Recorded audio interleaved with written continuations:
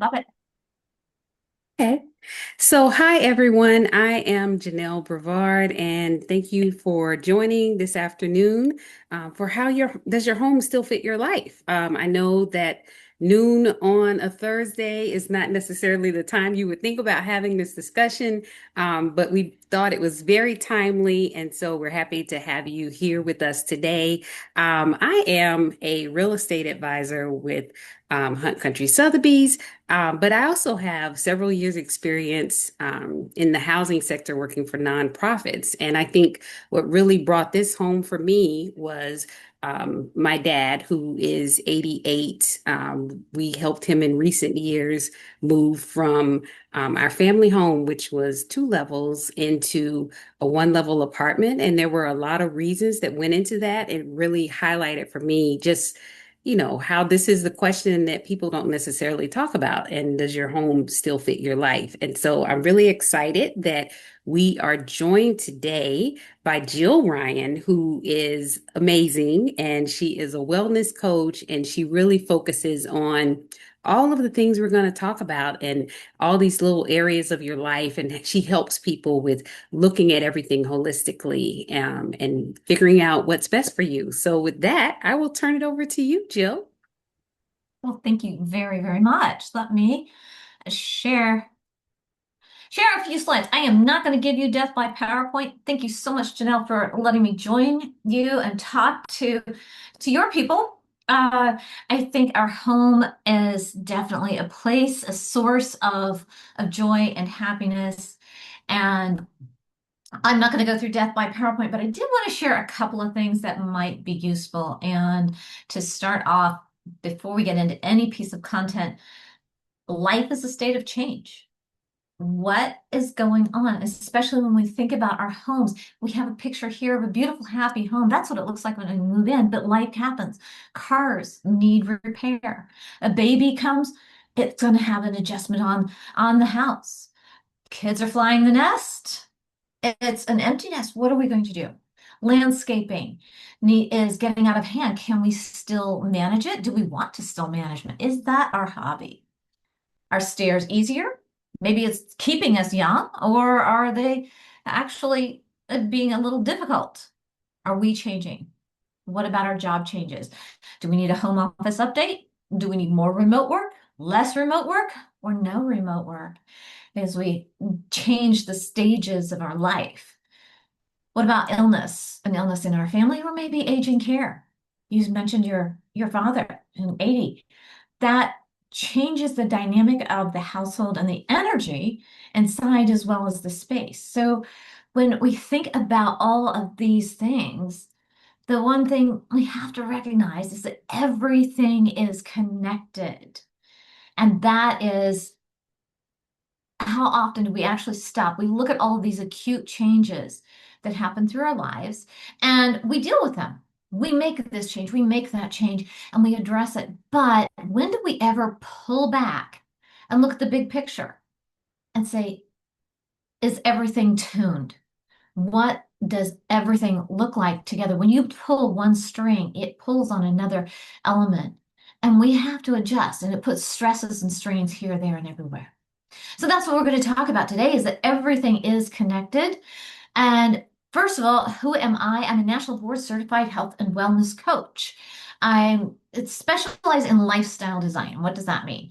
I know this is not a profession that many people are aware of, but I help people push away the barriers that stop them from living a healthy and vibrant life. We develop so many habits just through living. We make adjustments and we make things easier for us.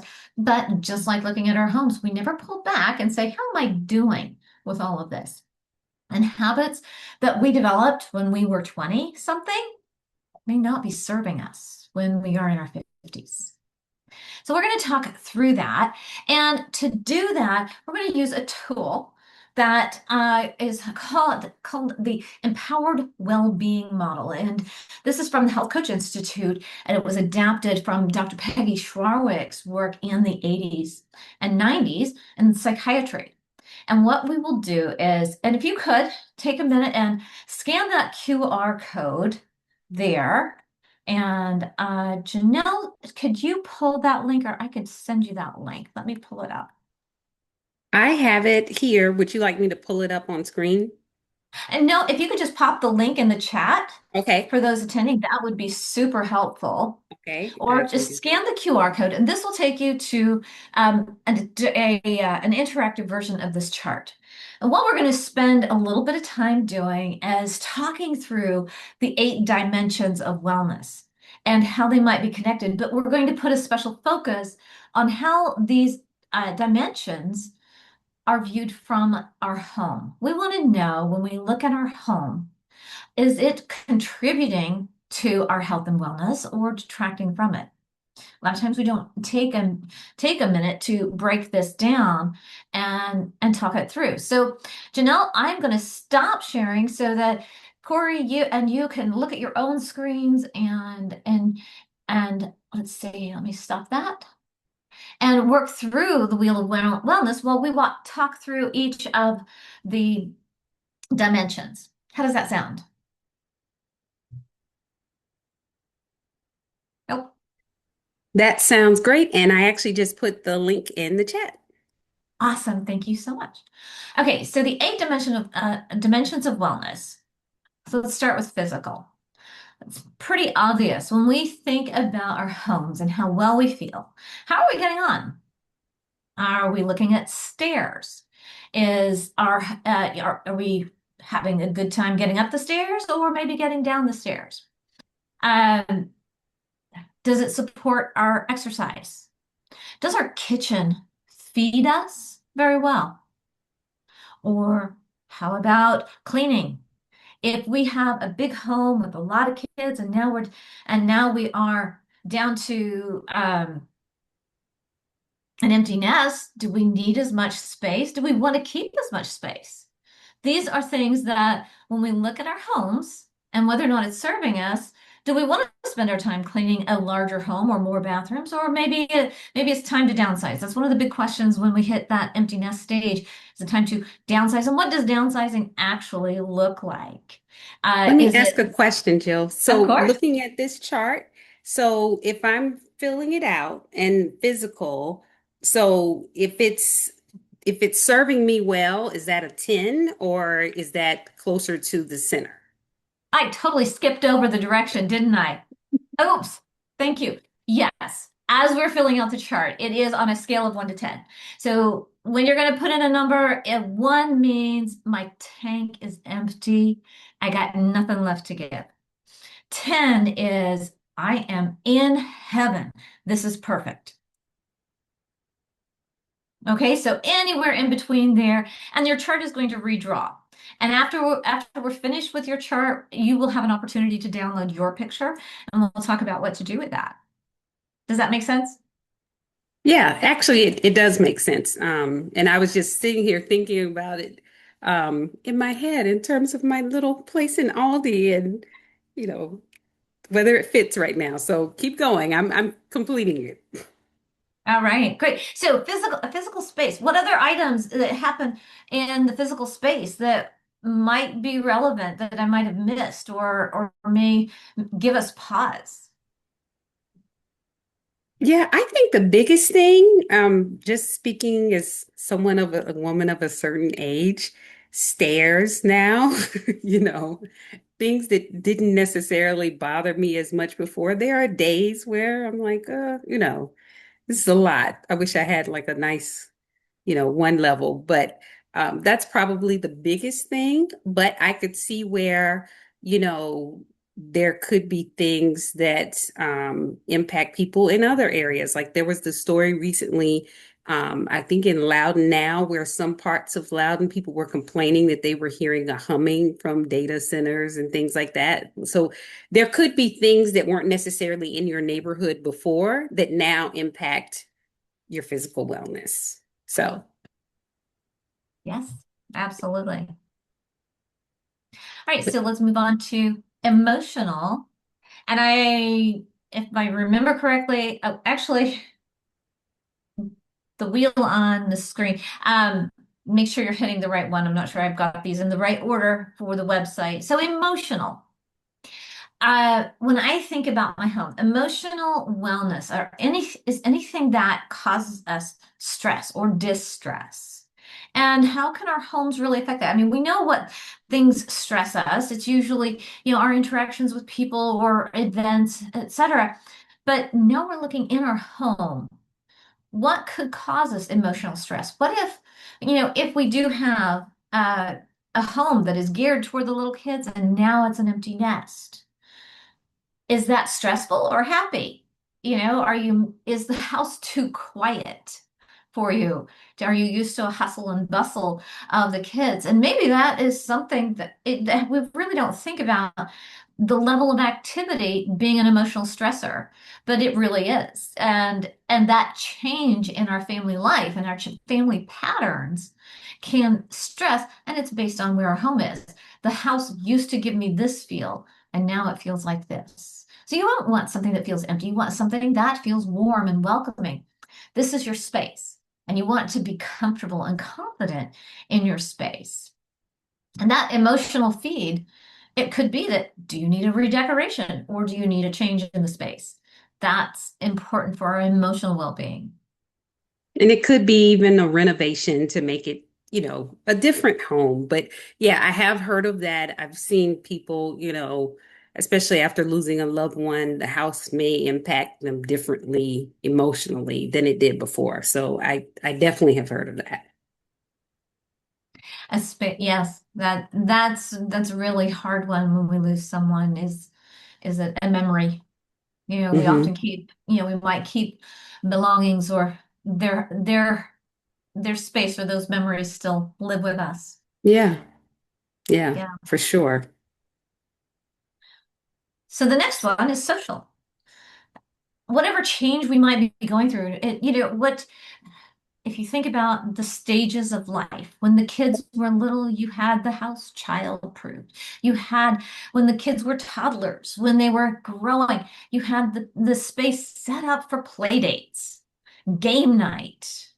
You had activities, and then they were growing, they were teenagers. Maybe you put soundproof walls in. We would all look like that. But then when the kids are grown, what's your social environment look like? Do you have dinner parties? Did you have dinner parties? Or do you like to have someone over for tea? Does your home support your current stage of life and your social activity? Either what you do today or what you'd like to do today. Maybe you'd like to be able to host a reading group or some other neighborhood group, or maybe a church group, whichever it is. Does your home have a space to support the social well-being? Because we are people, no matter if you're introvert or extrovert, we are not designed to be alone. We're I'm supposed to be actually with other scoring a people. 10 on that because I really like my neighborhood, my community. I feel like I've found sort of my space, but I could see how that could be different for someone too. So just one little story, I have a friend who had asked me to help his mom, help find a place so that he could move with his mom. And he had this idea of getting this place where they could all live, multi-generational. And she really put the halt on it because she said that, I need to live where I am because it's near all my friends, my yoga classes, so for her, her social wellness was tied to where she was. She didn't need to move. And to me, that makes sense, so I get it. I get that. That's a key decision when we are looking at taking care of our aging loved ones. We need to care for them, feeding all of their needs. That is a Mhm. great observation. Yeah, for sure. So yeah, I'm a 10 on that one. I'm curious, how others, when they're watching the replay, where they are on that. For me, I think to suit me, I am smaller, a smaller Hmm. gathering type of person. So I do have a home that is set up for smaller gatherings, but Hmm. um, I think it's probably on the just right scale. But there's no Hmm. parking in my neighborhood. Yeah. That Yeah. actually, the parking situation makes it difficult for me to really have that social engagement. Yeah. Yeah. And that's something to think about. So there you go. Yeah. That is yeah, it really truly is. And it's something that like, we don't big picture saying, oh, wow, that could be a barrier. hmm Now I'm Yeah. curious, how can your home impact intellectual wellness? Because I saw that and I was like, hmm. Very good. So intellectual is about our creativity, our learning, our desire to grow. So in life, especially for some of us who may be getting a little bit older, we need to keep our minds engaged. The day I always say the day I stop learning is the day I start dying. I love learning. I love reading, but it could be creative arts. I think before we started the webinar, we were talking about yarn arts. I got into yarn arts and actually learning hmm how to knit and crochet. These are intellectual pursuits that we need to stay engaged. And how your home supports that. Maybe do you have a space for a hobby? Some people like to do wood carving or woodwork. Do you need a garage space for that? How about other hobbies that if you like models, you have to hmm have space that has a lot of ventilation because the paints can be toxic if you put it in a small area.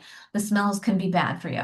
So, intellectual pursuits, you need a safe space to pursue hmm those. Okay. And I'm it probably could on the be low scale on that one. that So I'm going to give myself maybe a 4 a on four. that. Yeah, because I have not set aside, even though that was something I remember talking about, setting aside like a she shed or something. It Ah. hasn't happened, so I'm going to give myself a lower score on that one. And you mentioned the 10 versus the 4. And let me just say, Mhm. there is no right or wrong on any of these. These are just observations to say, huh, I haven't thought about that. Maybe this is an area I need to give some attention to. Okay. And so this is totally no judgment. It's just that hasn't risen to the level of priority to where we address it. hmm Okay. Okay. Next one is occupational. Now, this one can be, especially after COVID, this is a fun one. So we used to go to the office a lot, or we used to commute, and some people used to work from home. And then COVID came along, and a lot of people work from home. And then maybe you're going back to the office.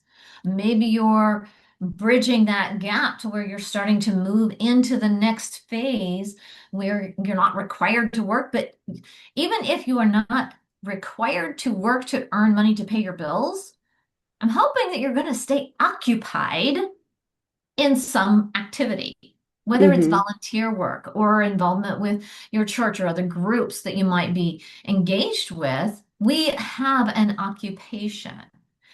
Does our home support the activity of that occupation? For me, I work from home. So I have a home office space. I could also work from anywhere. So, what does that look like? And I can tell you from the days when I worked in IT, my office configuration was very different than it Yeah. is today as a health and wellness coach. I like it better now. It's Yeah. more Yeah. comfortable.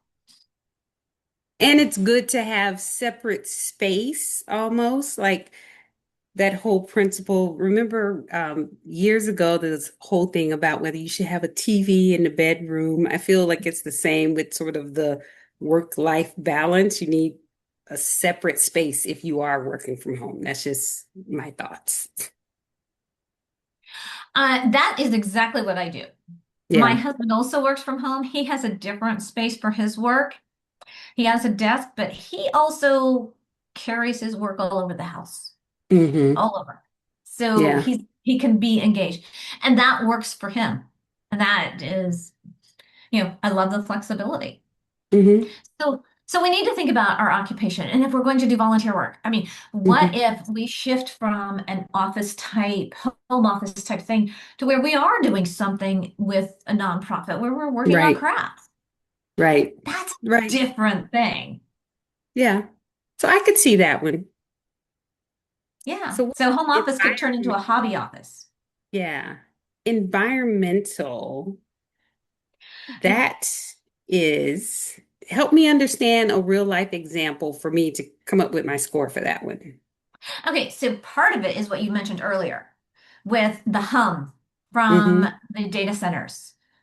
You didn't factor that in when you were in your 20s, and now you've Mm-hmm. got the hum. Maybe you have, I know some friends of mine have data centers moving in that used to be a farm field, and suddenly they need cats because all the field mice at homes Mm-hmm. are disturbed. That wasn't expected. Mm-hmm. Uh, if your home grows and you suddenly have more urban sprawl, do you feel safe walking around the block?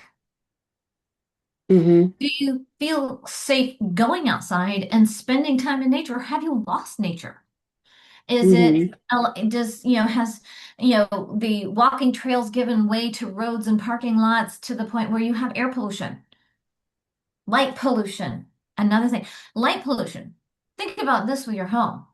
And I'll give you my personal example. I moved from one home where it backed up against trees, and we could put some nice curtains up, and we had a nice quiet bedroom. To more in town, we have so much light pollution. We had to get blackout blinds. Oh, wow. Wow. That is an environmental Yeah. consideration to say, I need a dark space. How do I deal with this alley that has so much light pouring in? It was really affecting our sleep. I feel like I'm an 8, 9 on environmental wellness and probably leaning more towards a 9. So Mhm. I feel very fortunate for that. So for me, based on that, I have a walking trail that is near Mm-hmm. me, so I can get outside. That's That's great. nice. I can hit nature quickly, so that gives me a high rating. That light pollution pulls me down a Mm-hmm. little bit. But since I can address it, if I hadn't put up the blackout binds and affecting my sleep, that might be lower because it's a Yeah. real health effect. So since you mentioned walking trails and I like those and we don't have any, I'm going to bump myself down to a 7.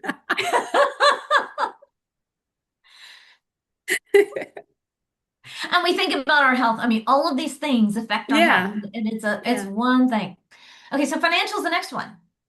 And this could be you may not have a mortgage, you may have your home paid off, or you may still be living with a mortgage, but how much house you have affects how much utilities. Do you need that much house?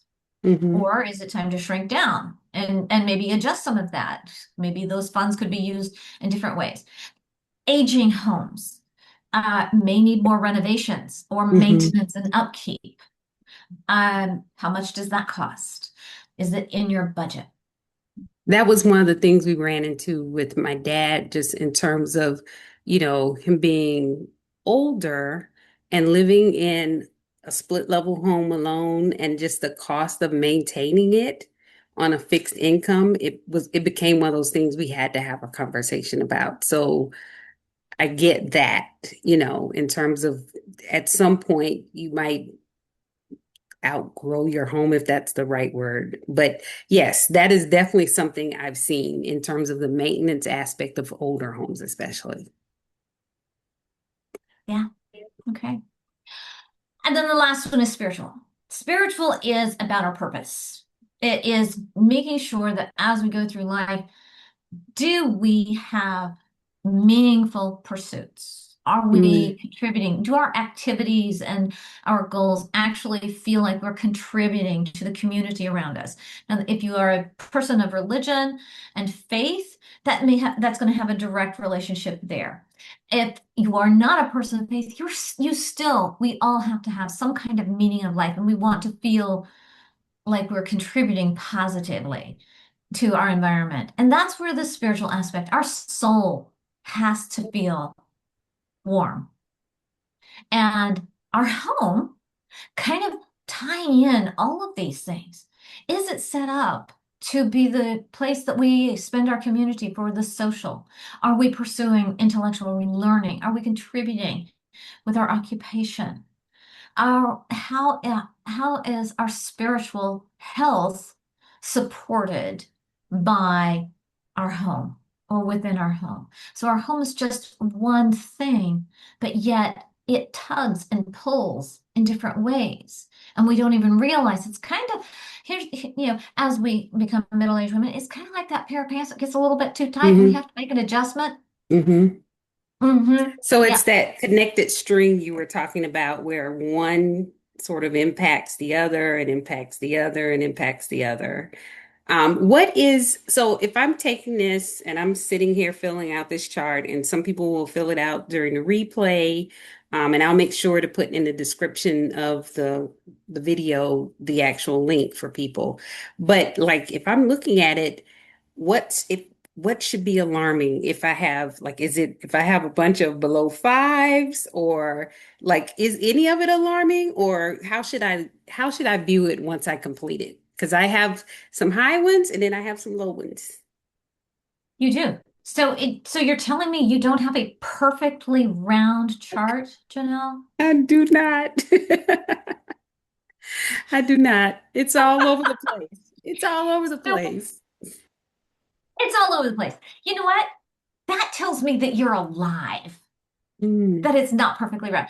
So let me ask you, and this one is a rhetorical question. Answer if you want, because when you look at this at your chart, this is very, very personal, and I recognize that it's personal.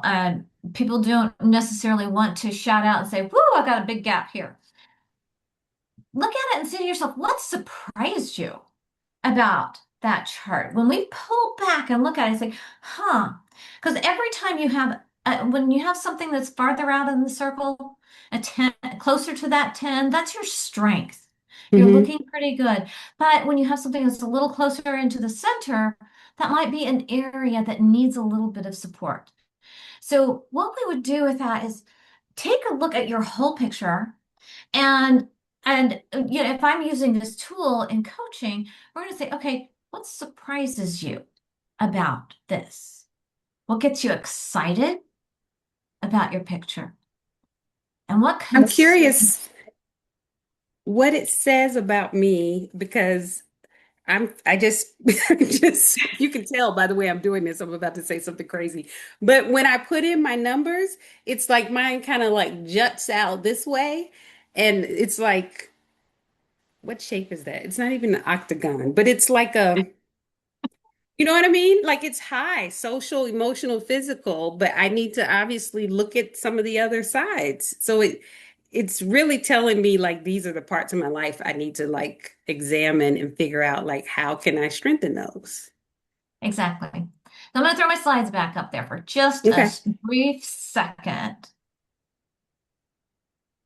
Promise no death by PowerPoint, but I do have a couple of things for you. So as we look at this, I really want everyone to look at their chart. And first of all, don't be kicking yourself when you see those dips, when you see that oblong shape or something. It cuts. That's why it's personal. It's like I don't want to show anybody this. This shows I'm Hmm. not perfect.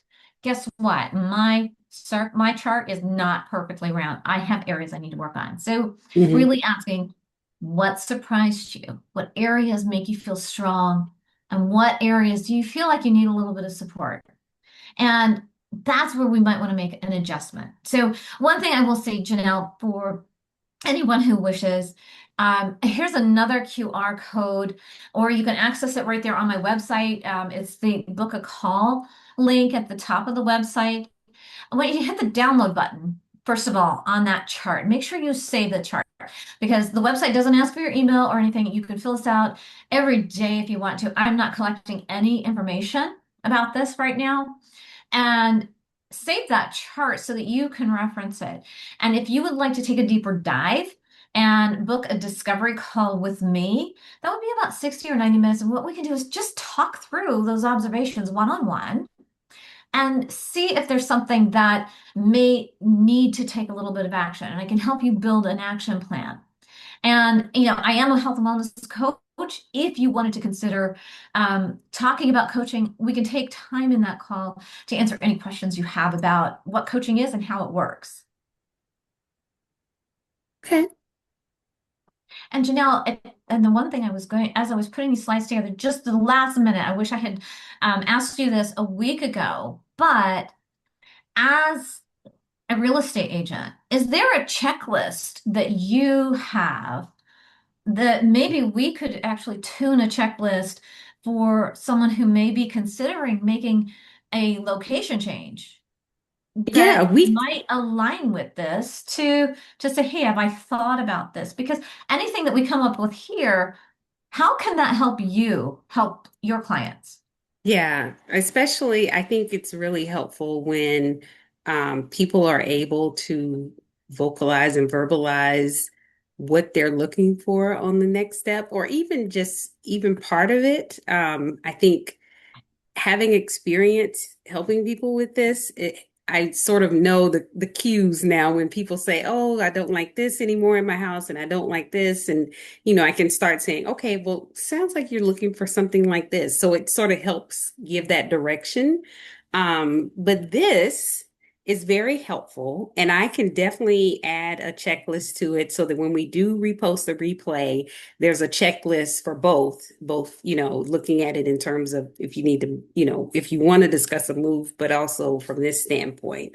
And even if you just do the will, I think it's really cool because for me, I'm sitting here like, okay, I need to, one, I said I'm going to get out and walk more. And now looking at this, I realize I do need to just get out and maybe walk more so that I have, more of that. And then I always say I'm going to like set aside more time to read and then don't do it. But this makes me realize that's something, that I'm sort of lacking on. So just setting aside time and space for some of those things that I have already sort of in my mind, my to-dos, I think that would be really helpful to get my score up. So that next time you see me, I'm like, more of a circle and not this thing that I am. We all go through it. And you know what? That's what the really cool thing about taking this as a checkup is our sort of changes all the time. Yeah. Life changes. Oh my gosh, life happens. What happened to that? And it's good to come back and say, okay, let's look at this from a whole and see where we didn't expect something was pulling on us a little bit harder than we thought. And one thing we didn't talk about that I'm seeing more and more of in the area is people are finding they're happy with moving, and it's not always like moving into a one level necessarily, but there's more multi-generational, and people are Mm. happier if they have their family with them, and what does that look like? We're seeing more and more of that, more homes being built that can fit a multi-generational life. Um, and so, your happy is very unique to you, I think. And so there's, like you were saying with this, there's no right or wrong answer. Um, it's sort of what works for you. Absolutely. I will share one house that a friend of mine, when they went through their move, they had decided they wanted one more move in their lifetime. And because they were changing phases. So they Hmm. decided to look for another a house. And there were two requirements. One, since it was their last house, no stairs. Hmm. And two, I don't want to, if there's one blade of grass I have to take care of, I don't want it. Those were the showstoppers.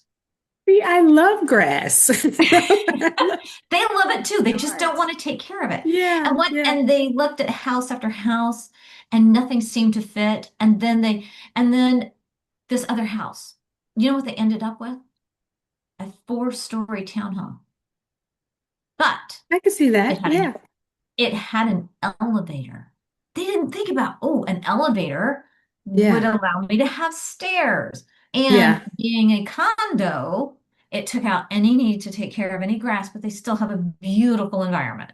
yeah, yeah. I could see that. I could see that. I could see that. I could see that.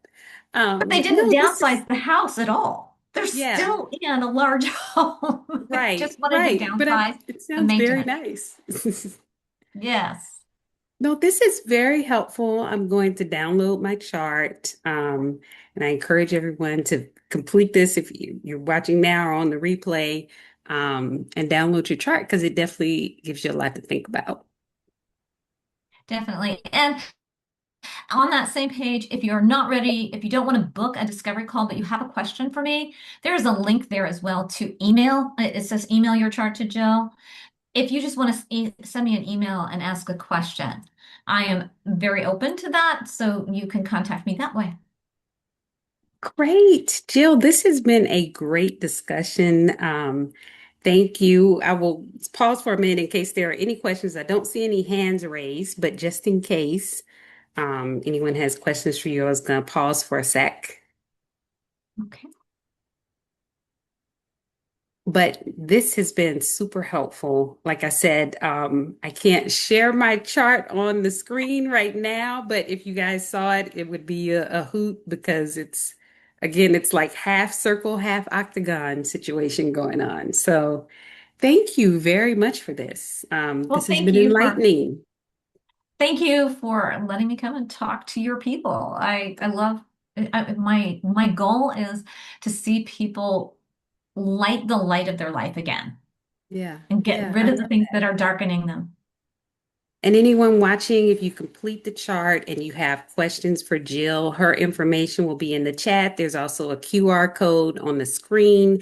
And likewise, if you have questions and you want to start conversations about your next chapter and your what next move, my information will be there as well. I am very passionate about helping people find that next chapter. So I would love to help you as well. So thank you again, Jill, and thank you everyone for joining for today. Thank you. Thanks, everyone.